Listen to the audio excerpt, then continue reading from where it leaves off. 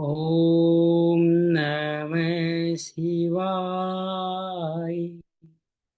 ओम नमः शिवाय। ओम नमः शिवाय। ओम नमः शिवाय। ओम नमः शिवाय। ओम नमः शिवाय। ओम नमः शिवाय। ओम नमः शिवाय। ओम नमः शिवाय। ओम नमः शिवाय। ओम नमः शिवाय। ओम नमः शिवाय। ओम नमः शिवाय।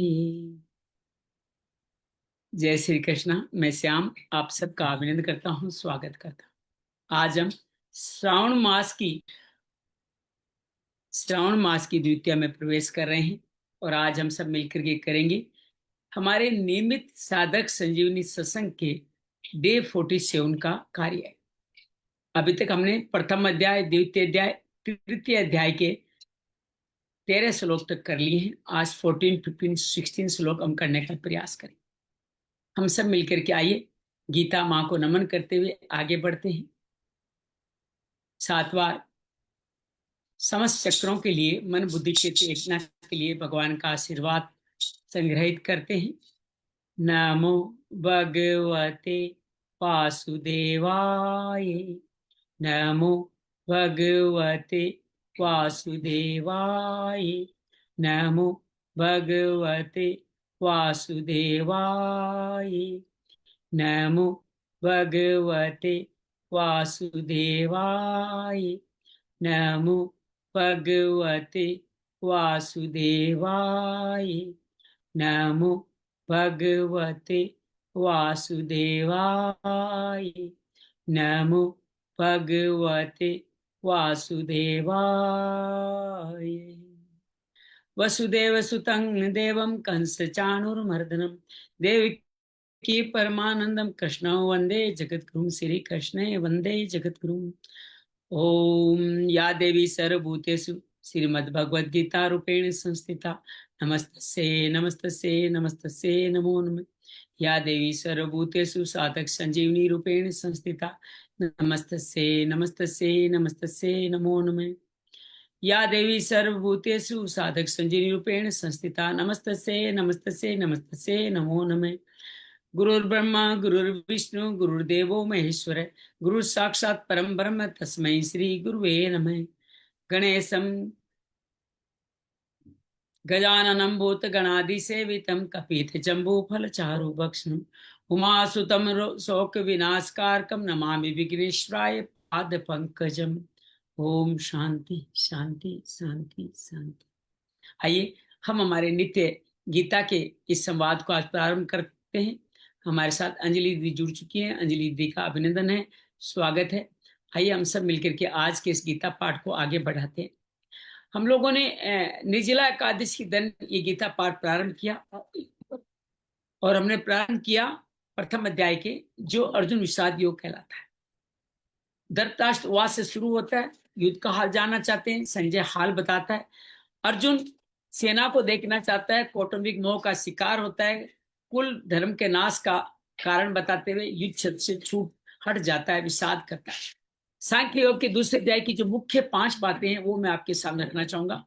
पहली बात, भगवान जो हाल सुनाते हैं तो अर्जुन शिष्य बनकर के आते हैं। 7वें श्लोक में, मैं आपका शिष्य हूं, आपकी शरणों मेरे लिए योग्य वो बात कही। दूसरी मुख्य बात, भगवान शरीर का वर्णन करते हैं कि शरीर का अंत होता है, शरीर का नहीं, अजर है, अमर, अनिवासी है। ये वस्त्रों की तरह बदलता है, जन्म से बचपन से लेकर देहांत प्राप्त जाता है, अविनाशी है, इसका कोई नाश नहीं सकता, पहले भी था आगे भी रहेगा, ये हमेशा प्रकट रहेगा, इसलिए तुम किस बात का शोक करते हो। भगवान दूसरी बात मुख्य रूप से यहाँ पर कहते हैं। तीसरी बात, जो भगवान यहाँ इस ग्रंथ में आकर के जो आगे बढ़ के करने वाले हैं, वो भगवान कहते हैं कि तुम अपने जीवन में ये कार्य करोगे तो इसके अंदर से तुम धीर पुरुष कहलाओगे, सुख दुख में समभाव रहोगे, तितिक्षा धारण करके अमृत व अमर को प्राप्त हो जाओगे। चौथी बात भगवान इसमें सांख्य योग के संदर्भ में कहते हैं कि आप अपने क्षत्रिय धर्म का पालन करो। पालन करने से तुम कीर्ति को प्राप्त होगे, पाप नहीं लगेगा, स्वर्ग मिलेगा और तुम्हारे बहुत प्रशंसा होगी। नहीं करोगे तो तुम अकीर्ति को प्राप्त होंगे, लोग तुम्हारी आलोचना करेंगे, तुम्हारी निंदा करेंगे, तुम लघुता को प्राप्त होगे, पाप को प्राप्त। भगवान यहाँ से आगे फिर कर्म योग के अंदर आते हैं। कर्म योग के अंदर जो सबसे पहले बातचीत जो कर्म योग में भगवान करना शुरू करते हैं, वो शुरू करते हैं 40वें श्लोक के अंदर ये कार्य शुरू करते हैं। भगवान यहाँ पे कहते हैं कि इसमें बीज का नाश नहीं होता, इसका उल्टा फल नहीं होता और इससे जन्म मृत्यु का ब्रेक खत्म हो जाता है और साथ में एक निश्चय वाली बुद्धि आती है। एक निश्चय वाली बुद्धि किन में नहीं आती? जो काम वासनाओं में सक्रिय रहते हैं उनको एक निश्चय वाली बुद्धि नहीं।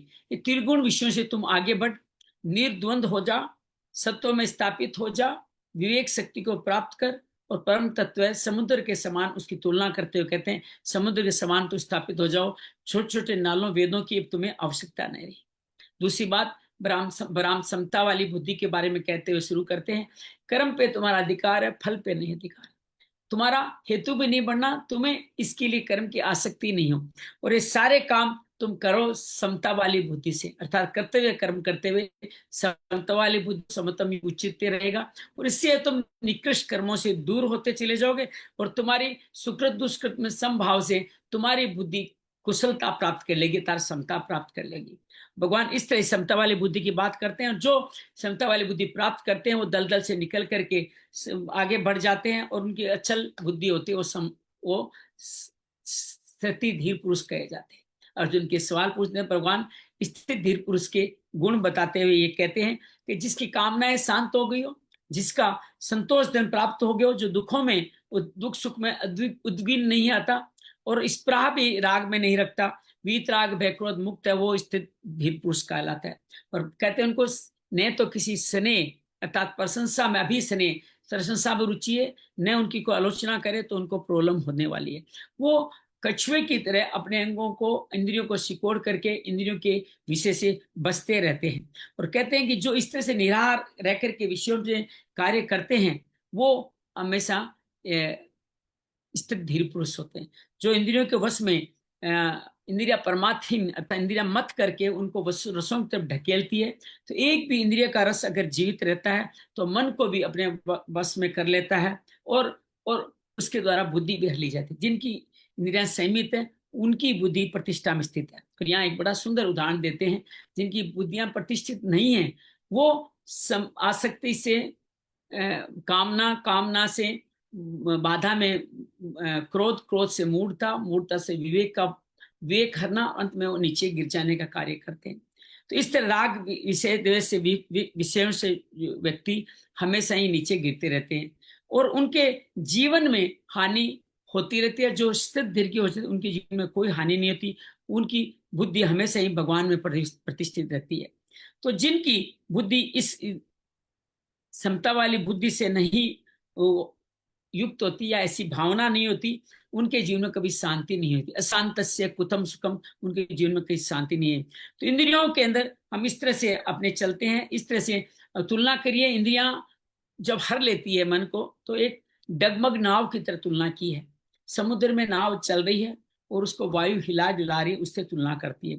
तो भगवान बार बार कहते हैं कि इंद्रियां की जिनकी नियंत्रण में है वही प्रज्ञा प्रतिष्ठा है। या निशा सर्वभूतानां, जब बाकी व्यक्ति इंद्रियों के वश में होते हैं, उस तक जो इंद्रियों के वश में नहीं होते हैं वो जागते हैं।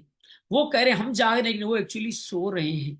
और जब हमारे बाकी लोग हमारे कब जागते हैं, हमारे ये जब बाकी लोग सो रहे हो तो ये जागते हैं। तो जो लिटरली सो रहे होते हैं, जब वो कुछ नहीं करें तो बाकी सब लोग जाके परम में आगे बढ़ते हैं। और भगवान इसकी तुलना समुद्र से करते हुए कहते हैं कि इनके इंद्रियों का कोई इन पर असर नहीं पड़ता, अर्थात नदी नालों जल कम आए, ज्यादा है, गंदा है, अच्छा है, इनके जल स्तर में कोई फर्क नहीं पड़ता। शोक भी लेता है इनसे सूर्य तो भी इनको फर्क नहीं पड़ता, क्योंकि ब्रह्म में स्थित हो जाते, ब्रह्म में स्थित निर्वाण की स्थिति ये पा लेते, इसलिए स्थित धीर कहे जाते। फिर 30 अध्याय का शुभारंभ होता है। तो मैं अंजलि को अनम्यूट कर रहा हूँ। अंजलि से निवेदन करूंगा कि तीसरे अध्याय को आप आगे बढ़ाएं और इसका भावार्थ करें। तीसरे अध्याय को पढ़ें। पहले हम लोग 13 श्लोक तक पढ़ने वाले हैं, तो अंजलि निवेदन करूंगा 13 श्लोक आप इसके अंदर पढ़ें। जो कल तक हमने किए थे वहां तक 14 श्लोक तक पढ़ लें आप, 13 श्लोक तक तो पढ़ें आप। शुरुआत करें अपना वाचन, हम सब सुनते हैं ये संस्कृत गीता पाठ। भैया जी, भैया जी मेरा गला बहुत खराब है। बोलते बोलते ना खांसी हो जाती है, तो इसीलिए आप ही पढ़ दीजिए प्लीज आज। चलिए मैं ही प्रथम, बहुत बढ़िया बहुत बढ़िया। मेरे को अच्छा मौका दिया आपने, मैं आपका आभारी रहूंगा कि आपने मुझे मौका दिया। मेरी इच्छा रहती है लेकिन क्या करूं, आप इतना शुद्ध पढ़ते हैं कि जब आप न्यायाधीश की कुर्सी पे बैठे रहते हैं ना, तो हमेशा यही चाहते हैं कि उचित व्यक्ति ही पढ़े ताकि इसका फायदा सबको मिले। ठीक है ना, ये भाव जरूर है। उसी भाव को लेकर के हम लोग आगे शुरुआत करें। ओम श्री परमात्मने नमः। श्रीमद् भगवद गीता तृतीयो अध्याय। अर्जुन उवाच ज्यायसि चेत् कर्मणस्ते मत्ता बुद्धिर्जनार्दन तत्किं कर्मणे गौरवान् नियोजयसि केशवे व्यामिश्रणेव वाक्येन बुद्धिं मोहयसीव मे तदेकं वद निश्चित्य येन श्रेयोम् अमाप्नुयाम्। तो भगवान अर्जुन भगवान से पूछता है कि वो जो भगवान ने जो ज्ञान योग कर्म योग दोनों का है, वो कहता है मैं दोनों में मिश्रित, मेरी बुद्धि मिश्रित हो चुकी है, मैं जान नहीं पा रहा हूँ किस रास्ते पे चले। मेरे लिए जो एक श्रेयकारी बुद्धि है, आपसे निवेदन करता हूँ कृपया उसी बुद्धि के बारे में मेरे सामने कहे तो बढ़िया रहेगा। तो भगवान श्री कृष्ण भक्त पे दया करते हुए कहते हैं लोकेस्मिन् द्विधा निष्ठा पूरा प्रोक्ता मया नघ ज्ञान योगेन सांख्यानं कर्म योगेन योगिनाम। भगवान कहते हैं मैंने दो तरह की अभी तक जो विद्या कही है, एक ज्ञान योग के लिए ज्ञान योग के द्वारा समता वाली बुद्धि कर्म करते हुए बुद्धि प्राप्त करना, और एक मैंने बात की है उनके लिए जो कर्म योगी है वो समता वाले करते हुए कर्म करते समता को पहुंच जाए, ऐसा मैंने यहाँ पे निश्चय किया है। और भगवान चौथे श्लोक में इसी बात को आगे बढ़ाते हुए भगवान कहते हैं न कर्मणाम अनारंभान निष्कर्म्यम पुरुषोष्णुते न च संन्यासनादेव सिद्धिम समधि गच्छति। अर्थात कर्मणों का आरंभ किए बिना कोई भी व्यक्ति जीवन में मुक्ति को नहीं पा सकता। तो भगवान बार बार यहाँ पे कहने वाले उसके बिना तो मुक्ति को नहीं पा सकता। और भगवान ये कहते हैं सन्यासियों के लिए भी स्थिति बिना कर्म करे नहीं आने वाली।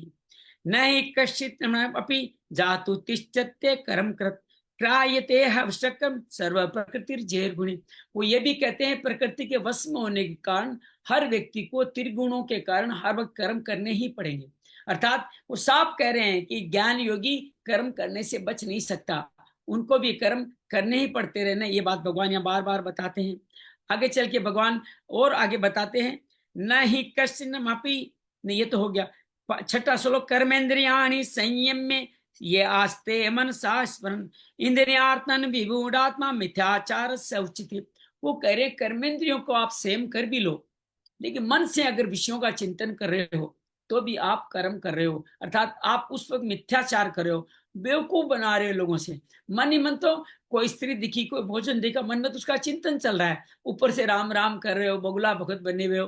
तो ये कार्य मिथ्याचार है, मूढ़ता है, इससे आपका काम नहीं चलने वाला, इससे जीवन आगे नहीं बढ़ेगा। यस्वेन्द्रियाणि मनसा नियम्यार्भते अर्जुन कर्मेंद्रिय कर्म योगम असक्त विशिष्य। इस तरह इंद्रिया मन सभी को आप कर्म योग अर्थात समता वाली बुद्धि में लगाते हो, यही नियम है और यही विशेष रूप से असक्त रहने का भाव है। तो इसी से आप असक्त रहने का भाव पैदा करेंगे। भगवान इसको बार बार बताते हैं और अगले श्लोक में वो बता देते हैं जो करना है, अर्थात नियत कर्म। नियतं कुरु कर्म त्वं कर्म ज्यायो अकर्मणे शरीर यात्रा पीछे न प्रसिद्धेय कर्मणे। भगवान कहते हैं नियत कर्म करो। नियत कर्म क्या है? कर्तव्य कर्म, स्वधर्म, यही तीन एक ही बात है। नियत कर्म, स्वधर्म, कर्तव्य कर्म, इन सबको कर्म करो और इनको नहीं करोगे तुम तो एक कर्मण अर्थात एक नहीं करने से तुम्हारा जीवन नहीं चलेगा। और इनको देखते हो कर्म करो तो कर्म भी तुम्हारा एक कर्म हो जाएगा, अर्थात कर्ता भाव से तुम मुक्त हो जाओगे। और भगवान ये भी कहते हैं शरीर की यात्रा तभी सहजता से संभव होगी जब तुम ये कर्म कर्तव्य कर्म करोगे। शरीर यात्रा अब जीवन संचालित ही नहीं होगा अगर तुम ये स्व कर्म क्षत्रिय धर्म नहीं करोगे, अर्थात शरीर यात्रा के साधन जुटाने में भी समस्या होगी। मैंने आगे भी बताया, मैं जीवन में जब भी कोई सेवा कार्य से अपने आप को विलक किया, अहंकार के चलते, आलस्य के चलते, तो विश्वास कीजिएगा, जीवन में वो समय मेरा जीरो हो गया, उस समय में मैं कुछ भी नहीं कर पाया और बाद में सिर्फ और सिर्फ गिल्ट ही बचा रहा। तो भगवान यहीं पे यहाँ बताता है, शरीर यात्रा उससे आपके आगे नहीं चलेगी। तो आगे भगवान कहते हैं, यज्ञार्थ कर्मणो अन्यत्र लोकोयं कर्म बंधन है, तदेर्थ कर्म कोते मुक्त संग समाचर। आगे इसको ही भगवान यज्ञ कर्म बताते हैं, ये कर्तव्य कर्म, स्वधर्म, यही यज्ञ कर्म है। और इसके अलावा कोई भी अन्य कार्य करते हो वो सब के सब आपके कर्म अन्यत्र कर्म कहले जाएंगे। अब दोनों में फर्क क्या है? यज्ञ कर्म तो आपको मुक्ति दिलाएंगे, और अन्यत्र कर्म आपको कर्म बंधन में डाल देंगे।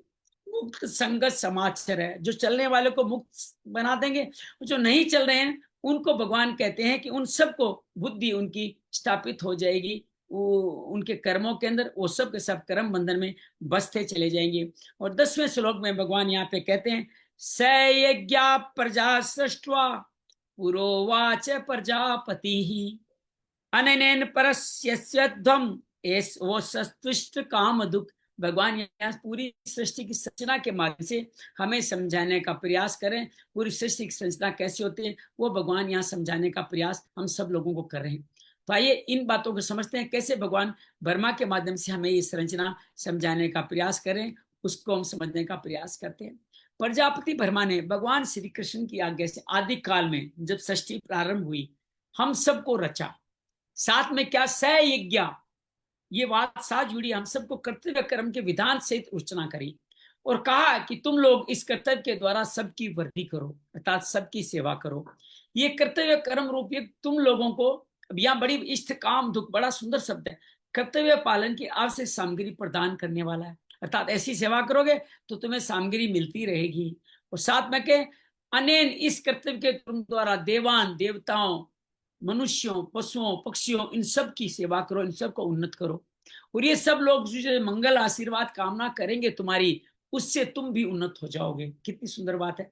जब आप किसी सेवा करते हो, दिल से आपको आशीर्वाद देता है, माता पिता के चरण वंदन करे, उनके चरण स्पर्श करे, उनके मर्म स्थापित करे, तो आपको वो आशीर्वाद देंगे जिससे आप पे कृपा बरसने लग जाएगी। इस तरह आप दोनों का कल्याण होगा, अर्थात सुखी व्यक्ति दुखी का कल्याण करे और दुखी व्यक्ति आशीर्वाद से सुखी का कल्याण करे, तुम परम कल्याण को प्राप्त हो जाओगे।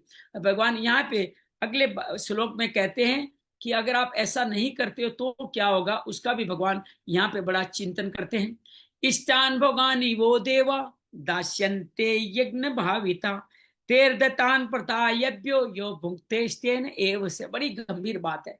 यज्ञ से पुष्ट हुए, अर्थात तुम्हें जो कर्तव्य कर्म करने के लिए सामग्री मिली है, वो कर्तव्य पालन सामग्री आपको हमेशा मिलती रहेगी, देते रहेंगे।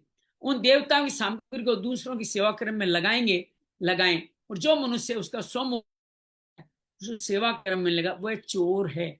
बहुत ही कठिन घोषणा है ये, जो सेवा कार्य नहीं करता है वह चोर है। इसी को भगवान अगले श्लोक में और स्थापित करते हैं और अगले श्लोक में कहते हैं, यज्ञ शिष्टा सिनसंतो मुच्यन्ते सर्व किल बसे भुजन्ते तुतगम पापा ये पच्यंतात्म कारणात्। यज्ञ शेष, योग का अनुभव करने वाले, जिन्होंने ये कर्तव्य कर्म को करते हुए योग का, समता वाली बुद्धि का योग किया, वो श्रेष्ठ मनुष्य है। इनको क्या मिलेगा? संपूर्ण पापों से मुक्त हो जाएंगे, अर्थात पुण्य, संचित कर्म, प्रारब्ध कर्म, क्रियामाणन कर्म सब मुक्त हो जाएंगे। और कैसे मुक्त होंगे? भगवान ने बताया था कि आपके जो ही सेवा करोगे संचित कर्म भस्म हो जाएंगे और प्रारब्ध कर्म को समभाव से देख पाओगे, तो वो होते हुए भी तुम्हें अनुभव नहीं होंगे। और क्रियामाणन कर्म तो आप शुद्धि कर रहे हो, करते कर्म कर रहे हो, तो नया कर्म आपके बनेंगे नहीं। लेकिन जो अपने लिए ये कार्य नहीं करते हैं, जो अपने लिए पकाते खाते पीते कमाना सब अपने लिए, अपनी पीढ़ियों के लिए करते हैं, वो सब के सब पापी लोग हैं। वो पाप का ही भक्षण करते हैं। पहले चोर बताया, यहाँ पापी बता दिया उनको। और भगवान जो कल हमने श्लोक किया था उसके अंदर इसी यात्रा को और आगे बढ़ाते हैं। हम आज से इस श्लोक को आगे बढ़ाते हैं, क्योंकि मुझे घोर कर्म में क्यों लगाते हैं, इसका सवाल अर्जुन ने पूछा था। और भगवान अनेक हेतु देते हुए 2 श्लोक में सृष्टि चक्र की सुरक्षा के लिए, ये सृष्टि चलते रहे, ये किससे चलेगी? कर्तव्य कर्म से चलेगी, उसका आवश्यकता का प्रतिपादन करते हैं। भगवान यहाँ कहते हैं, अन्नाद भवति भूतानि पर्जन्यादन संभव है, अज्ञात भवति पर्जन्यो यज्ञ कर्म समुद्भव है, करम परमोद्भवम विधि बर्माक्षर समुद्भवम। तस्मात् सर्वगतम ब्रह्म नित्यम यज्ञे प्रतिष्ठितम। तो यज्ञ को कि यहाँ पे फल बताते हैं। भूतानी मतलब संपूर्ण प्राणी अन्न से उत्पन्न होते हैं। किससे उत्पन्न होते हैं? अन्न से। अन्नम ब्रह्मम तेजात, ये कहा गया है सब प्राणी अन्न से पैदा होते हैं। और अन्न संभव पर्जन्यात, पर्जन्य, पर्जन्य वर्षा को कहा गया। और वापस वही सब फिर है, अन्न की उत्पत्ति वर्षा से होती है। पर्जन्यात मतलब वर्षा से होती है। फिर कहते हैं पर्जन्य वर्षा किससे होगी? वर्षा यज्ञ होसी। जब आप यज्ञ करोगे उसका परिणाम होगा वर्षा, वर्षा से अन्न पैदा होगी, उसी से आप पैदा होगे। तो आपकी उत्पत्ति क्या है? कर्तव्य कर्म से, यज्ञ से। और यज्ञ कहां से संपन्न होगा? यज्ञ कर्मों से संपन्न होगा। जो आप कर्तव्य कर्म करो उसी से यज्ञ पूरा होगा। कर्मों को वेद से उत्पन्न जान, ये कर्म कहाँ लिखे गए हैं? हमारे वेदों में लिखी गई हैं। ये वेद से ब्रह्मोद्भवम, अर्थात ब्रह्मा के द्वारा हमें कर्म करने की ये पूरी संज्ञा दी गई है। और वेद को अक्षर ब्रह्म से प्रकट हुआ जान। वेद मतलब ब्रह्मा के द्वारा रचे हुए वेद अक्षर ब्रह्म परम परमात्मा से प्रकट हुआ जान। इसीलिए सर्वगतम परमात्मा यज्ञ में नित्य स्थित है। अब देखो पूरा संयोग जोड़ दिया उन्होंने कि अक्षर ब्रह्म से वेद हुए, वेद से कर्म हुए, कर्म से यज्ञ हुए, यज्ञ से वर्षा हुई, वर्षा से अन्न हुआ, अन्न से प्राणी हुए। तो ये हमारा रिश्ता किससे जुड़ गया? भगवान से जुड़ गया। किसके माध्यम से जुड़ा? कर्तव्य कर्म के माध्यम से जुड़ा। ये श्रृंखला हमेशा चलती रहेगी। अनाद भवते भूतानी, प्राणों को धारण करने के लिए जो खाया जाता है वो अन्न कहलाता है। जिस प्राणी का जो खाद्य है उसी से उसकी उत्पत्ति भरण पुष्टि होती है। जैसे मिट्टी का कीड़ा मिट्टी खाकर जीता है, मिट्टी उसके लिए अन्न है, हमारे लिए अनाज अन्न है। अब यहाँ 4 तरह के जीवों की बात की है, अगर आपको याद नहीं है तो दोबारा सुन लीजिए। जरायुज, जो अपनी माता के गर्भ से पैदा होते हैं, वो मनुष्य, पशु, बहुत सारे पशु सब जानते हैं, गाय कुत्ते सभी माता के गर्भ से पैदा होते हैं। उद्भिज, जो अपने आप उदय होते हैं, अपने बीज से स्वतः ही उदय होते हैं। वृक्ष आदि, जैसे वृक्ष, पौधे, पेड़, पक्षियां, हमारी खेती सब उद्भिज है। अंडज, जो अंडे लेकर के उत्पत्ति करते हैं, जैसे पक्षी है, सर्प है, चींटी है, अंडों के माध्यम से उत्पन्न। स्वेदज, जो हमारे शरीर के पसीने स्वेद रस से उत्पन्न होते हैं, जैसे जू आदि। हमारे शरीर में जू कहाँ से पैदा होती है? हमारे अपने शरीर के अंदर के जो हमारे स्वेद निकलते हैं उन्हीं से पैदा होते हैं, इनको स्वेदज कहते हैं। जैसे अमीबा की बात करते हैं, सबसे पहला जो जीव आया उसकी बात करते हैं, ये सब हमारे पसीने से निकलते हैं। ये चारों प्रकार के प्राणी अन्न से उत्पन्न होते हैं और उत्पन्न होने का अन्न से ही भी जीवित रहते हैं। पर्जन्यात अन्न संभव है, समस्त खाद्य पदार्थों की उत्पत्ति जल से होती है। बिना जल कोई खाद्य पदार्थ नहीं होते। घास फूस अनाज आदि जल से होते हैं। मिट्टी के उत्पन्न होने में भी जल कारण है। अन्न, जल, वस्त्र, मकान आदि शरीर निवास सभी सामग्री स्थूल या सूक्ष्म जल से संबंध रखते। देखिए वस्त्र, आप कॉटन पहनते हो, कॉटन कहाँ से पैदा होगा? जल से पैदा। जल नहीं हो तो कॉटन नहीं पैदा होगा। इसी तरह पॉलिस्टर पहनते हो तो समुद्र के अंदर अंदर जमीन के अंदर जल तो पेट्रोल रहता है, उससे प्लास्टिक और आपका पीओआई से पॉलिस्टर कपड़ा बनता है। तो मकान भी इसी तरह से, जल के बिना, कोई पानी बिना मकान कैसे बना लेगा? ये सब जल का आधार क्या है? वर्षा है। अब अन्न, सब अन्न से पैदा हुए, अन्न जल से बन चलता है और जल वर्षा से। तो यज्ञ, सब यज्ञनाद, ये वर्षा कौन करेगा? मुख्य रूप से आहुति देने की क्रिया ये कहलाती है। लेकिन गीता के सिद्धांत में कर्म योग के अनुसार यज्ञ का तत्व संपूर्ण कर्तव्य कर्मों का उपलक्षक है। यज्ञ में त्याग की ही मुक्तता होती है। ये भाव तैत्तिरीयोपनिषद में भी लिखा हुआ है। अन्नाद भवे कलिमानी भूतानी जायन्ते अन्नेन जातानि जीवंती। आहुति देने में अन्न, घी आदि चीजों का त्याग किया जाता है। दान करने में वस्तु का त्याग है। तप करने में अपने सुख भोग का त्याग है। कर्तव्य कर्म करने में अपने स्वार्थ आराम आदि का त्याग है। अर्थात ये किससे संपन्न होगा? त्याग से संपन्न होगा। चाहे आप यज्ञ के लिए दे दें, दान कर दें, तप कर दें। अब यज्ञ दान तप कौन सा करना है वो आगे भगवान आगे अध्याय में बताएंगे, कौन सा एक सात्विक है, कौन सा राजसिक है, कौन सा तामसिक है। तो ये शब्द क्रिया, हवन, दान, तप संपूर्ण शास्त्र क्रियाओं का ही परिणाम है। एक सुंदर कथा भगवान ने बता रहे, बड़ी रोचक, आप सुनिएगा, मुझे बड़ी रोचक लगी। ये उपनिषद में कथा है। भगवान ने देवता, मनुष्य, सो तीनों को रच करके तीनों को एक एक से बोला कि दे, क्या बोल, दे। देवताओं के पास भोग सामग्री अधिकता थी, उन्होंने देह का समझा दमन करो, अर्थात दूसरों पे राज्य करके राज्य करो। मनुष्यों में संग्रह प्रति अधिक होने का देन कर दान करो समझा। असुरों में दूसरों को कष्ट देने का भाव अधिक था, उन्होंने दया कर दया करो समझा। एक दमन करो, एक दान करो, एक दया करो।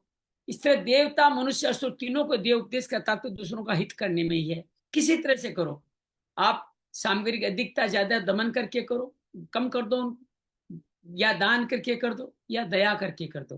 तो आज भी ब्रह्मा जी का उपदेश दमन करो, दान करो, दया करो, ये 3 संदेश याद रखिएगा।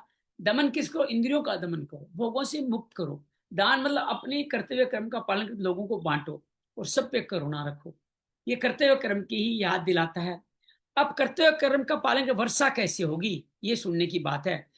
तो यहाँ भगवान कहते हैं कि आपके आचरण का दूसरों पर स्वाभाविक प्रभाव पड़ेगा, उसका देवताओं पर असर पड़ेगा, वो भी अपने कर्तव्य का पालन करेंगे, वर्षा करेंगे। एक कहानी बहुत सुंदर बताते हैं। 4, जैसे अभी आषाढ़ का महीना चल रहा है, वर्षा नहीं हुई आषाढ़ महीना आने पर ही, तो उन्होंने विचार किया कि हल चलाने का समय आ गया है। तो उसने कहा भाई वर्षा ही नहीं हुई तो बल क्यों चलाओगे? तो उन्होंने कहा वर्षा हुई या नहीं, हम तो सही समय पर अपने कर्तव्य का पालन कर दें। तो उन्होंने हल चलाना, सूखी जमीन में हल चलाना शुरू कर दिया। मोरों ने उनको हल चलाते देखा तो कहा बात क्या है, वर्षा तो अभी हुई नहीं, हल क्यों चला रहे हैं? तो मोरों ने उनको कहा ये अपने कर्तव्य पालन, हम भी अपने कर्तव्य पालन करें। और मोर ने भी बोलने लगे।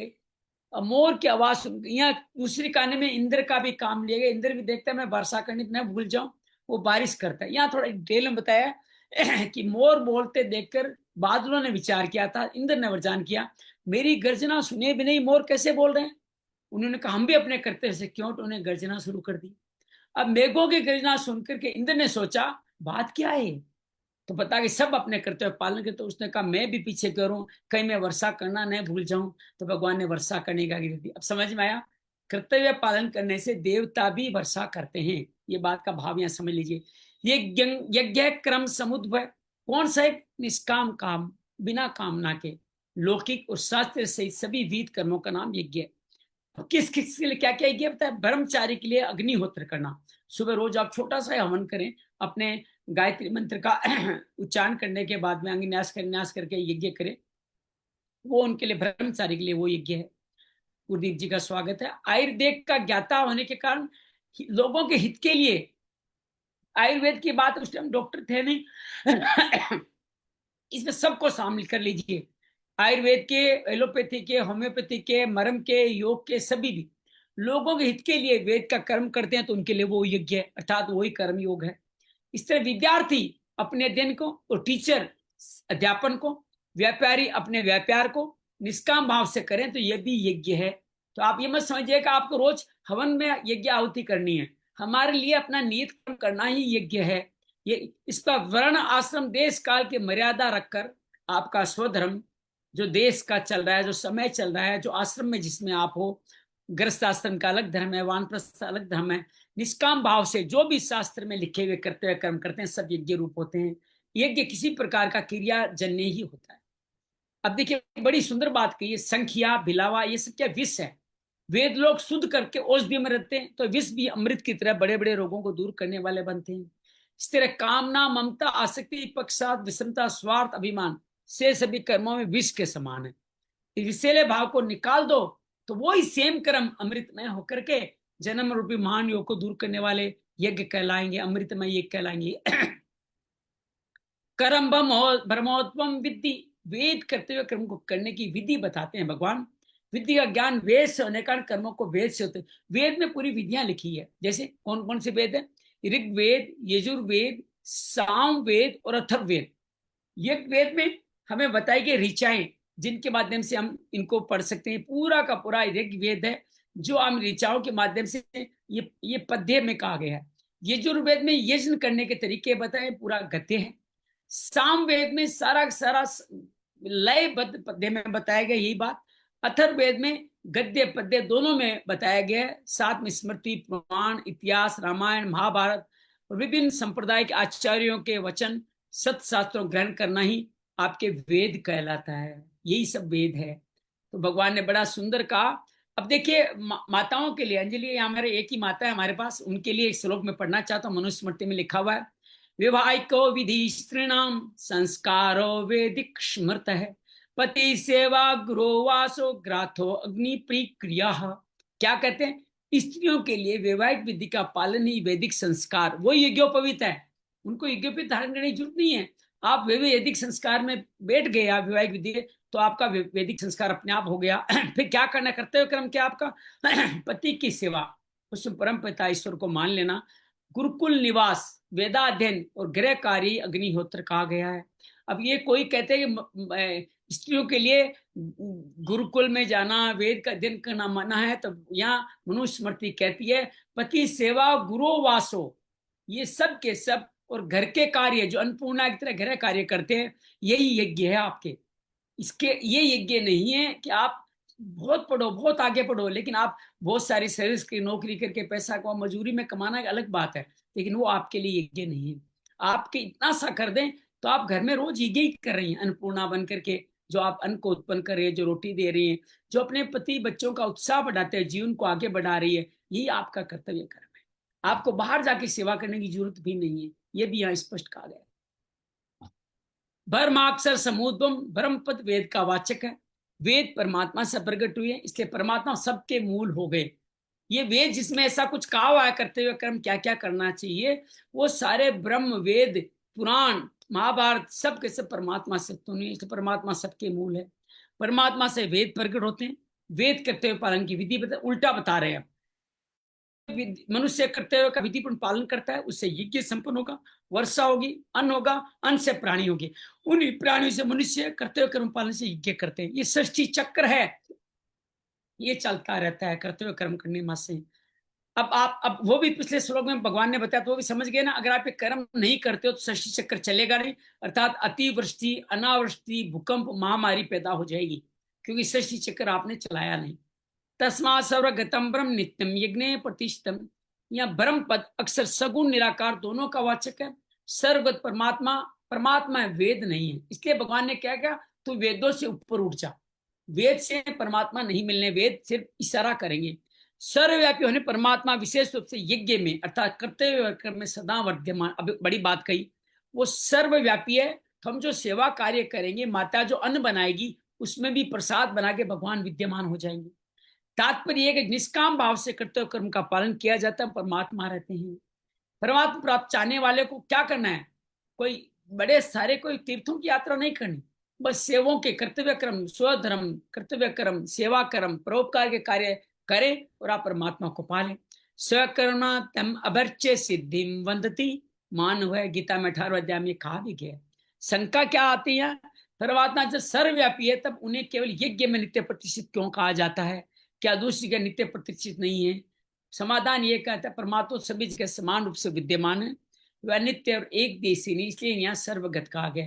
यज्ञ में नित्य प्रतिष्ठित करने का तात्पर्य यज्ञ उनका उपलब्धि स्थान है, अर्थात कर्तव्य कर्म करोगे तो मिलेंगे, इसलिए उनको यज्ञ में प्रतिष्ठित बताया गया है।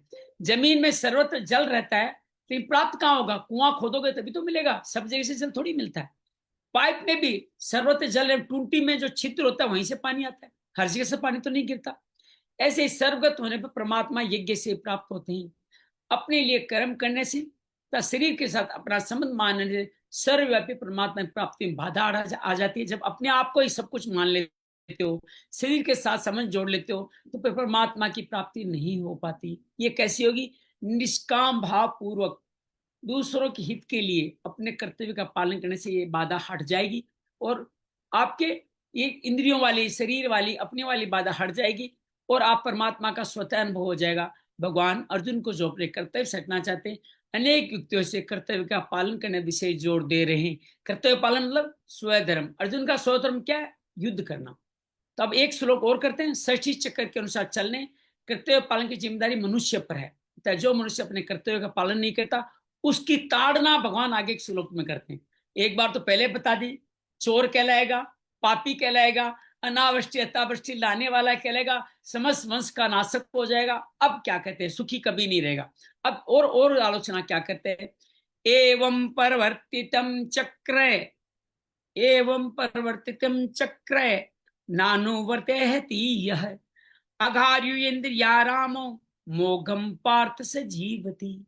हे पार्थ, ये जो मनुष्य इस श्लोक में इस प्रकार परवर्तितम, परंपरा से प्रति षष्ठी चक्र के अनुसार, ये चक्र अभी जो बताया उन्होंने, चक्रम, ये अन्न से, जल से अन्न, और जल वर्षा किससे होगी? यज्ञ से होगी, यज्ञ में वेद, वेद से परमात्मा, सब कर्म, ये षष्ठी चक्र अनुसार नहीं चलता।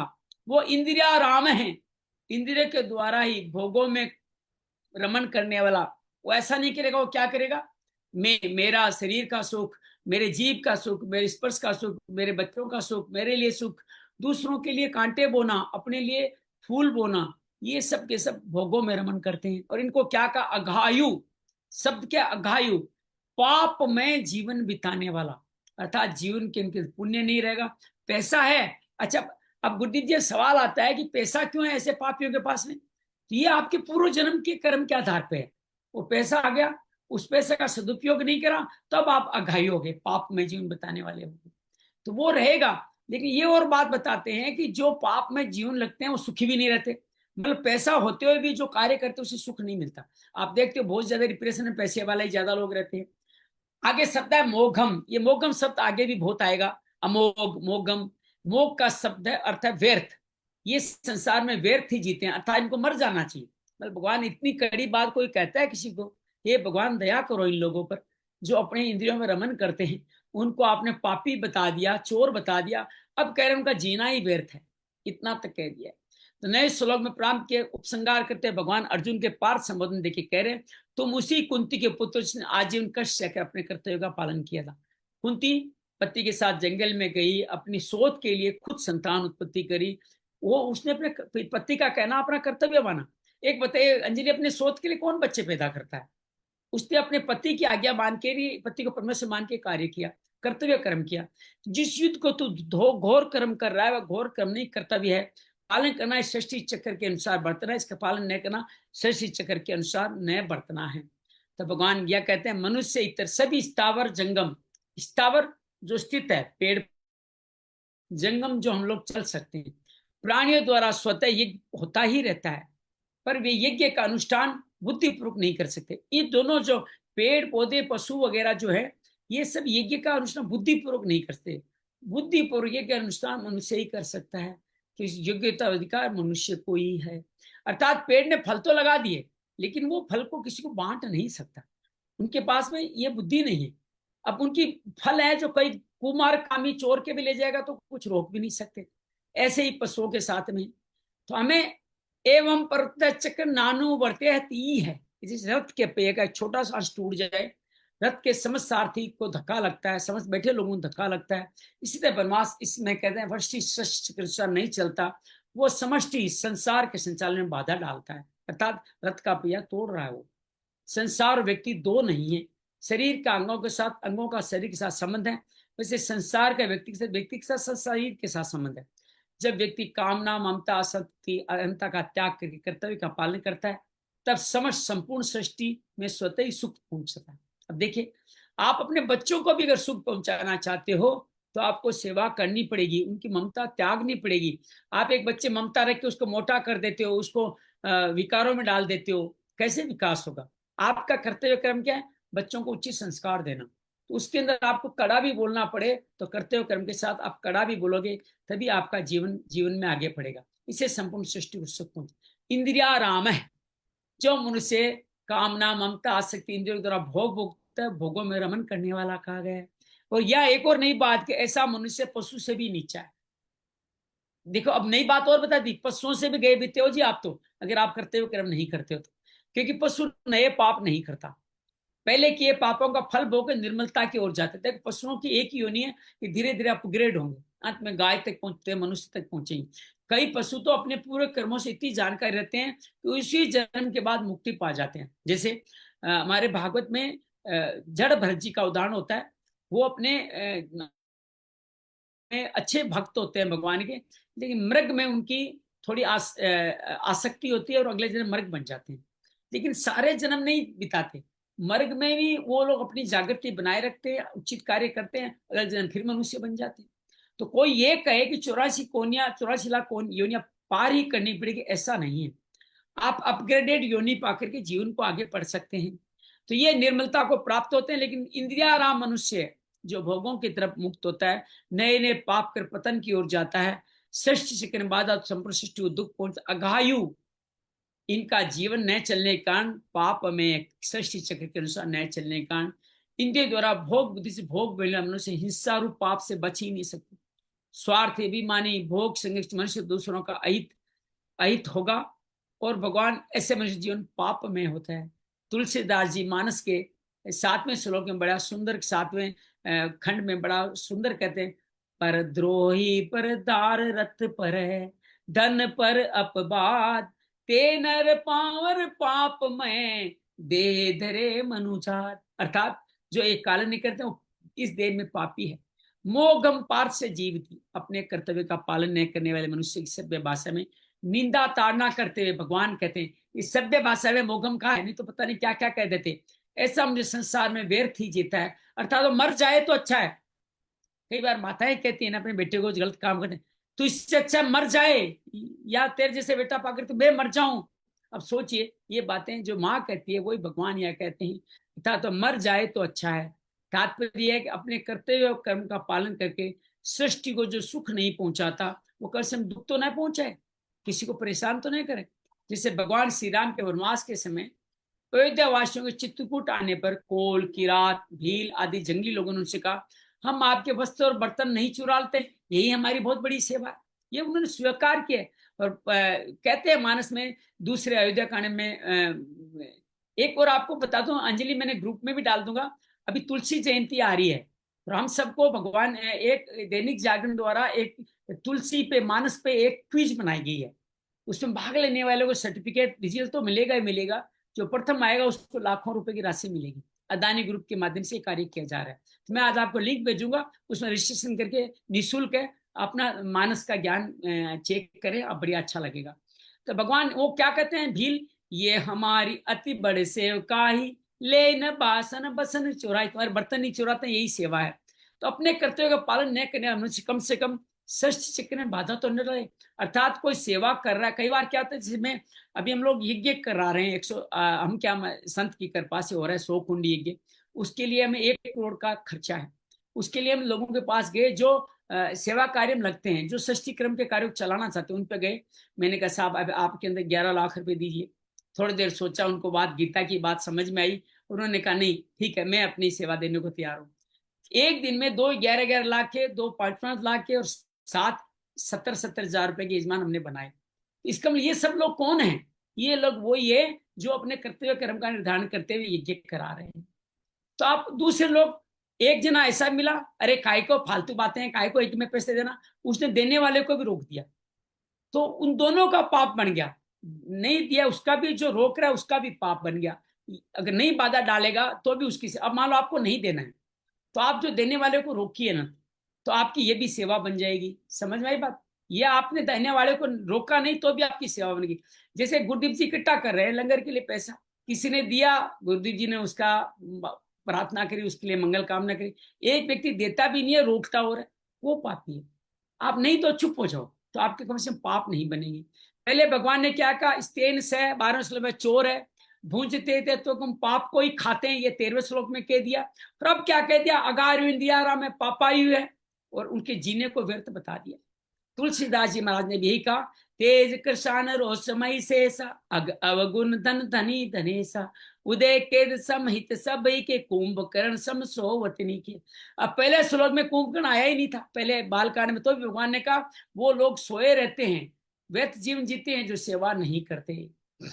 9वें श्लोक से लेकर यहाँ तक जो वर्णन आया है उसका तात्पर्य यह है, निस्वार्थ भाव से दूसरों की सेवा करना, यही भगवान ने यहाँ पे कहा है। आइए हम आज के हमारे इन तीनों श्लोकों पे पाठन पे आगे बढ़ते हैं। अंजलि थोड़ा सा जैसा बोलो वैसा कोशिश करनी है आपको, आप मुझे लगता है कि अच्छा पढ़ेंगे, इसमें कोई दो राय नहीं है, आप पढ़ लेंगे। तो अंजलि आपको अनम्यूट करें तो आप इसको अच्छी तरह जैसा भी पढ़ना चाहिए, 1 श्लोक पढ़े, 2 पढ़े, 3 पढ़े, बुरा आपके पढ़े बिना हमारा एक यज्ञ पूरा नहीं होगा हमारा। आइए पढ़े। हरिओम। हरिओम। अन्नाद् 14-15 अन्नाद् भवन्ति भूतानि, पर्जन्यादन्न संभवः, यज्ञात् भवति पर्जन्यो यज्ञः कर्म समुद्भवः कर्म ब्रह्मोद्भवं विद्धि ब्रह्माक्षरसमुद्भवम् तस्मात् सर्वगतं ब्रह्म नित्यं यज्ञे प्रतिष्ठितम् एवं प्रवर्तितं चक्रन् नानुवर्तयति हयः अघायुरिन्द्रियारामो मोघं पार्थ स जीवति। देखिए अंजलि, आपने देखा जो ही आपने कर्तव्य कर्म करने का निश्चय किया, भगवान ने साधन दे दिए, आपको अपने आप गला आपका शुद्ध कर दिया। तो जब भी हम कर्तव्य कर्म करते हैं तो भगवान देते हैं, इसका एक साक्षात सबूत है आपके द्वारा ये बोलना। बड़ा सुंदर बोला। थोड़ा सा बाबा बता दीजिए इनका।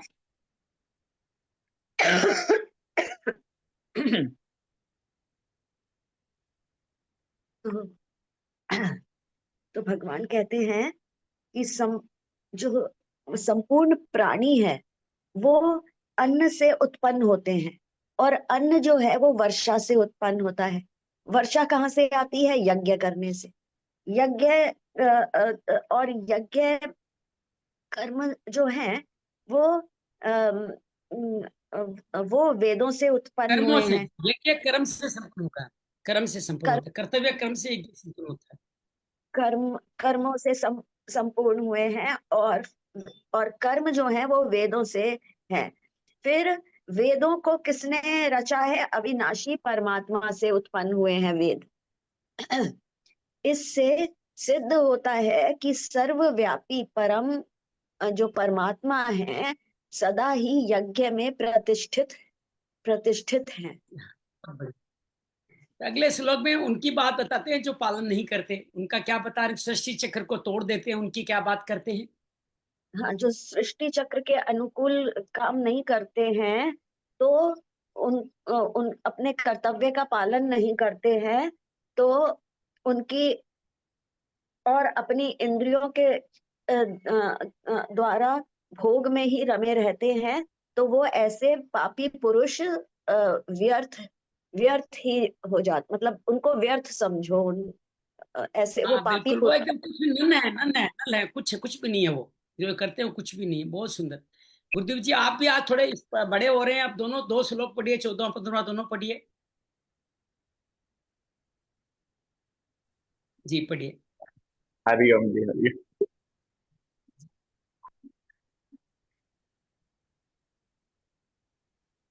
अन्नाद् भवन्ति भूतानि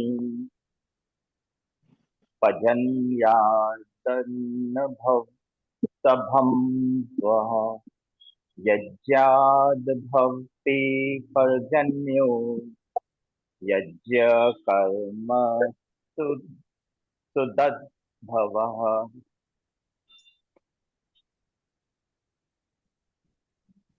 अगला और पढ़ लीजिए, कर्म 15वां। ब्रह्मो कर्म ब्रह्मोद्भव्यम् विधि ब्रह्माक्षर समुद्भवम् तस्मात् सर्वं गतं ब्रह्मम् नित्यं यज्ञे प्रतिष्ठितम्।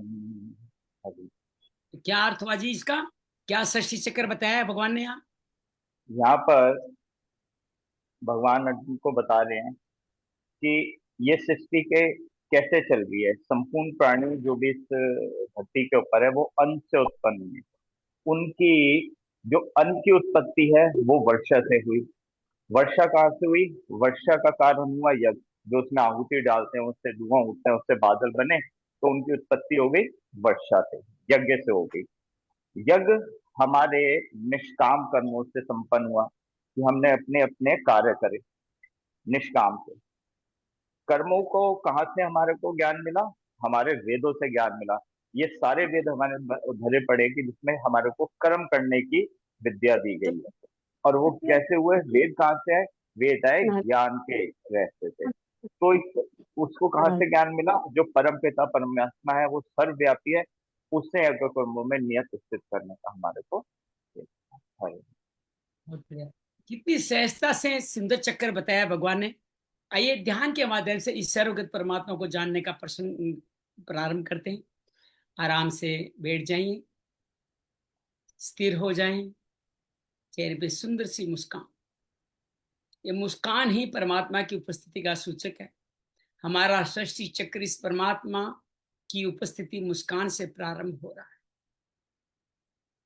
गहरी लंबी श्वास भरें और छोड़ें। इस श्वास की प्राण शक्ति भी परमात्मा है। यहां भी इस प्राण शक्ति परमात्मा को अनुभव करें। अपने पूरे शरीर के प्रति सजग होते हुए इसके रोम रोम में, कण कण में परमात्मा की उपस्थिति का अनुभव करें। ये बोल रहा है, चल रहा है, पाचन कर रहा है, हिल रहा है, डुल रहा है, कर्तव्य कर्म कर रहा है, ये सब के सब परमात्मा के बिना संभव ही नहीं। हमारे शरीर के रोम रोम में, मर्म स्थलों में हमारे परमात्मा ही विराजित है। कर्तव्य भाव से पूरे शरीर में उपस्थित परमात्मा तत्व को नमन करें।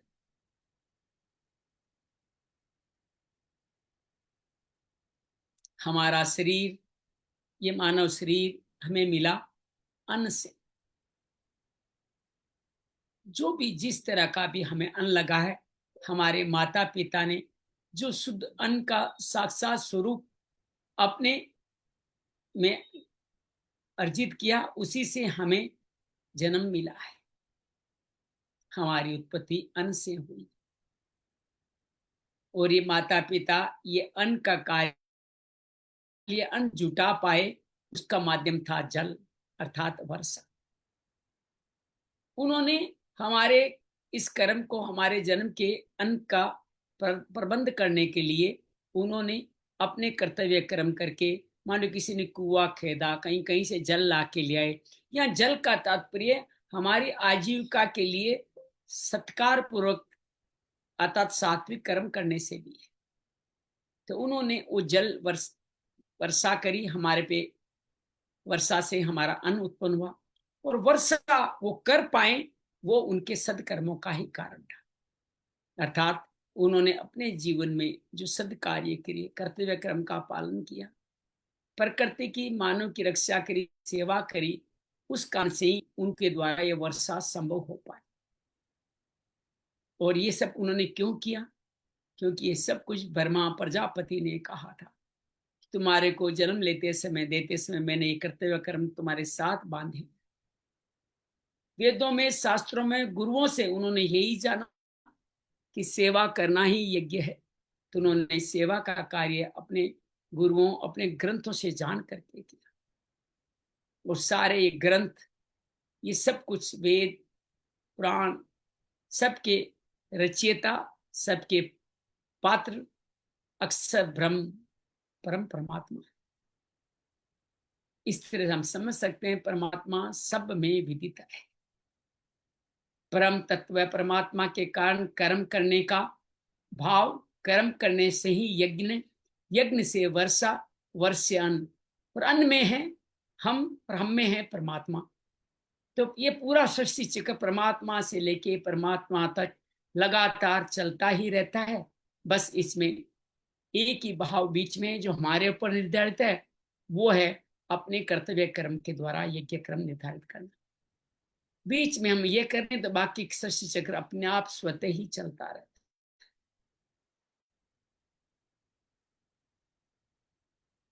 दया, दमन करो अपने सभी सुखों का, इंद्रियों का, मन के भोग की भावनाओं का। दान करो अपने शरीर के तन मन धन से, जो भी धन या सामर्थ्य जो लिया है, जैसी शक्ति मिली है, उसके आधार पे उनका वितरण करो, सेवा में लगा दो, यही दान। समस्त मानव, पशु पक्षी वृक्ष सभी के प्रति दया का भाव रखना, तीसरा दया कहलाता है। अपने कर्तव्य का पालन निरंतर करें। समय अनुकूल नहीं है तो भी कर्तव्य का पालन करते रहे। आपने कोई मंत्र जाप किया है, कोई यज्ञ किया है, कोई ग्रंथ पढ़ा है लेकिन उचित परिणाम नहीं निकल रहा है, तो भी अपने कर्तव्य कर्म को करते रहे। हो सकता है अगले ही चोट पे वो कर्तव्य कर्म का निर्धारण आपका संपूर्ण हो जाए। जिसे किसान खेती करे उसका ये कर्तव्य कर्म है, वो वर्षा पे डिपेंड नहीं है। वो खेती करके अपना कर्तव्य कर्म करता है तो अन्य लोग भी कर्तव्य कर्म को प्रेरित होते हैं। मोर, मोग, बादल, इंद्र सभी कर्तव्य कर्म करने में लग जाते हैं।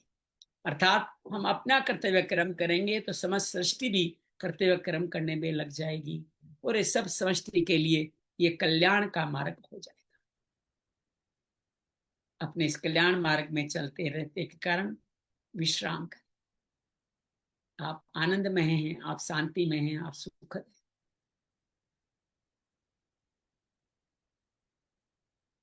गहरी लंबी श्वास लें और छोड़ें। अब विपरीत स्थिति देख ले। हमें जो साधन मिले, जो पिता के द्वारा जो वर्ष अन्न दिया गया, संपत्ति दी गई, या समाज के द्वारा, सहयोग के द्वारा अनेक ऋण लेकर के हमने जीवन में कुछ प्राप्त किया। ये प्राप्त हमारे प्रारब्ध के आधार पर और इस जन्म के क्रियामाण कर्म के आधार पर, और इस प्राप्त भोगों का, प्राप्त सामग्री का हम अपने भोगों में लगाते हैं। अपने नई गाड़ी, नया मकान, नया घर, पर सुख, इस तरह अनेक अनेक भोगों में लगाते हैं। सेवा कार्य नहीं कर पाते। इंद्रिया राम है, भोगों में लगाते, सेवा कार्य नहीं करते, और ये सब दूसरे कोई सेवा कार्य करते हैं तो फिर उनमें भी हम बाधा डालते हैं। अगर हम ऐसा जीवन जी रहे हैं तो भगवान ने 4 बातों से हमें बताया है। हम चोर हैं, हम पाप खाने वाले हैं, हम पाप में जीवन जीने वाले हैं और व्यर्थ जीवन जीने वाले, क्योंकि हम सब सृष्टि चक्र में बाधा डाल, सृष्टि चक्र तोड़ रहे हैं। परिणाम हमारे अपने शरीर में व्याधि, हमारे आने वाले संतानों में समृद्ध न होना, संस्कारी न होना, पूरे समाज को अतिवृष्टि, अनावृष्टि, महामारी, भूकंप जैसे परिणाम भुगतने का कारण भी हम ही होंगे। उनके लिए पाप के भागी भी हम होंगे। ऐसा जीवन जीना व्यर्थ है। अपने आनंद भाव में ही हम स्थिर रहते हैं। यज्ञ कर्म, सेवा कर्म हमारा जीवन का मूल कर्म है, उस पर ही जीवन आगे बढ़ता रहता है। और इसके लिए साधन अपने आप ईश्वर और साधन देता रहेगा। सुख इंद्रियों के भोगों में नहीं, ऐसा कार्य करने से ही परम आनंद मिलेगा जो सुख का सर्वोत्तम स्वरूप है। इसी आनंदमय भाव में विश्राम करें।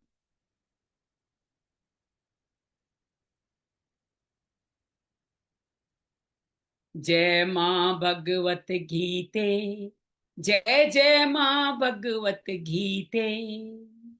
हरि ही कमल विहारिणी, हरि ही कमल विहारिणी, सुंदर सुपुनीते। जय जय मां भगवत गीते। दया सुधा बरसावनी, दया सुधा बरसावनी, दया सुधा बरसावनी। प्रेम सुख धन दीजे, कर्तव्य कर्म सुख दीजे। जय जय मां भगवत गीते, जय जय मां भगवत गीते। हरिपद प्रेम दीजे, जय जय मां भगवत गीते। योगेशम सचिदानंदम वासुदेव व्रज प्रेम धर्म संस्थापकम वीरम कृष्णं वंदे जगद्गुरु, श्री कृष्णं वंदे जगद्गुरु। ओम शांति शांति शांति। धीरे धीरे अपनी आंखें आप खोल सकते।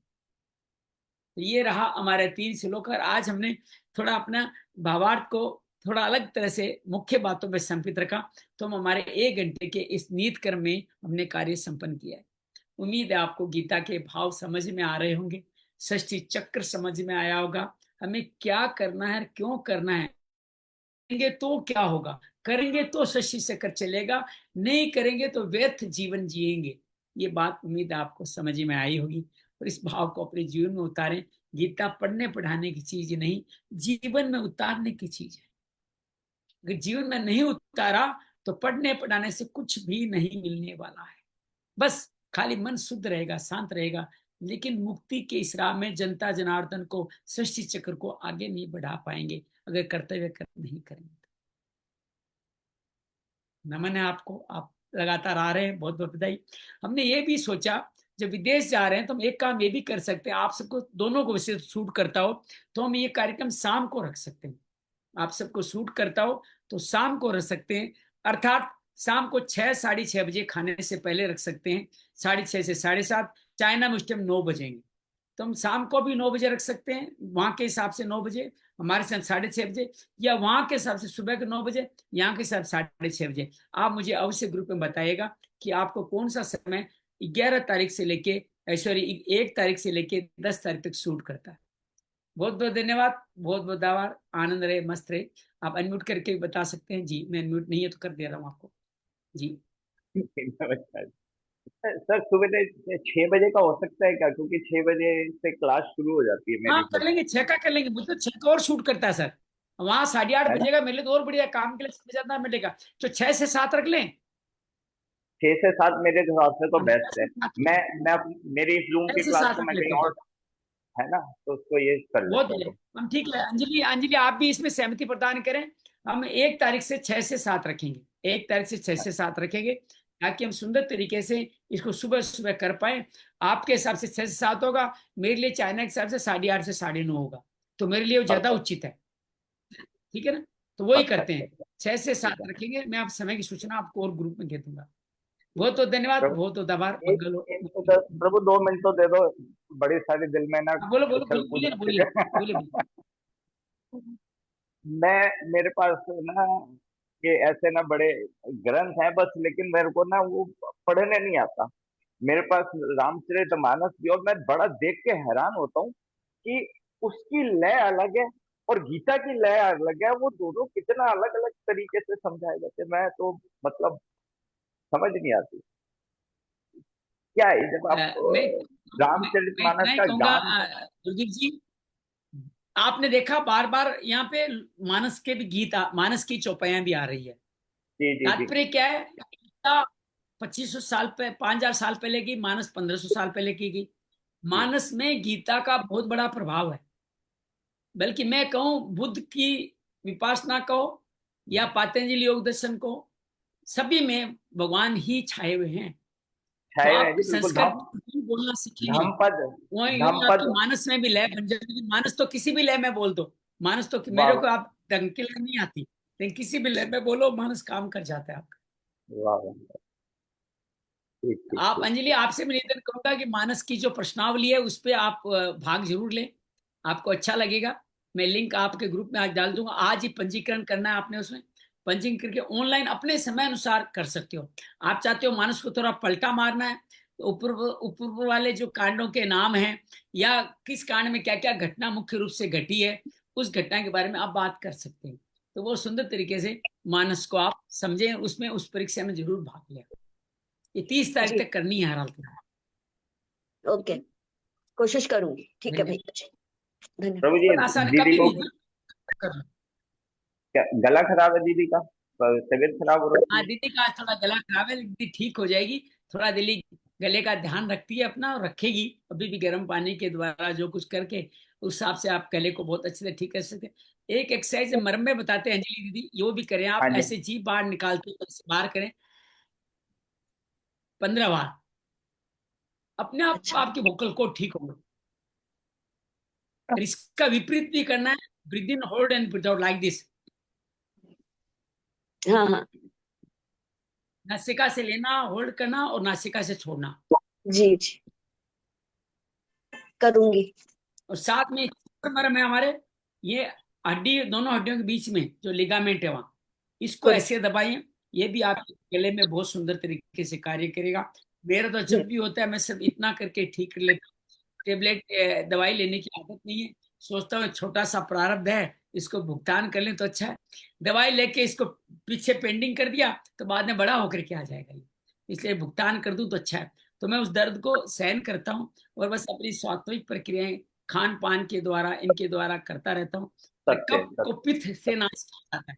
पित्त बढ़ाने वाली चीजें खाइए, जैसे काली मिर्च मुंह में ले सकते हैं आप, और भी जितने भी पित्त गर्म चीजें हैं, सौंठ है, अदरक है, इनके द्वारा आप, मारिच है, इनके द्वारा आप अपने कफ को ठीक कर सकते जी, हैं। बहुत बहुत बहुत बहुत धन्यवाद, बहुत बार, कल फिर मिलेंगे सुबह 9 बजे। हरि हरि। हरिओम।